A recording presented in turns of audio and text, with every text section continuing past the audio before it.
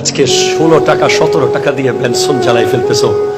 তোমার ফিলিস্তিনের বোন কত মাস যে খায় নাই, তোমার ফিলিস্তিনের ভাই। আমি ফিলিস্তিনের 2 বোনের বক্তব্য দেখেছি, আরবিতে বলছে আজকে আমার বাবা নাই বলে আমরা শীতকালে কম্বল পাচ্ছি না। আজকে বাবা নাই বলে আমরা শীতের ঠান্ডার ভিতরে আমরা কনকনে শীতে কম্বল ছাড়া, সোয়েটার ছাড়া, জ্যাকেট ছাড়া ঘুমাচ্ছি।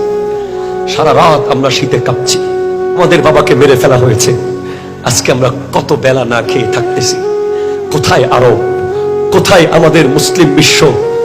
আজকে আমরা, আপনি একবার সিগারেট যখন হাতে নিয়ে লাই দিয়ে আগুন সিগারেটে দিবেন, তখন একটু ভাববেন বিশ্বে আপনার বহু মুসলমান ভাই আছে যারা অসুস্থ হয়, ওষুধ কিনতে পারে না, যাদের বাপ মা অসুস্থ হয়ে মরে যায়, ডাক্তার দেখানোর সুযোগ নাই।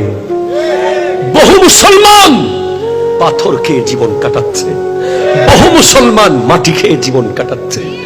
আপনি যদি পারেন ফিলিস্তিন দূতাবাসের সিগারেটের টাকাগুলো জমিয়ে জমিয়ে দিয়ে আসেন, অন্তত আপনার একটা মুসলিম বোন, একটা নিষ্পাপ ভাই যদি এক বেলা খাবারের ব্যবস্থা আপনার 1 প্যাকেট বেনসনের টাকা দিয়ে হয়, কাল হাসরের মাঠে সেটা আপনার রিজার্ভ ফান্ডে রয়ে যাবে। ওই টাকা আপনাকে জান্নাতের পথ দেখাবে। ঠিক কিনা কথা বলেন? আরো জোরে বলেন।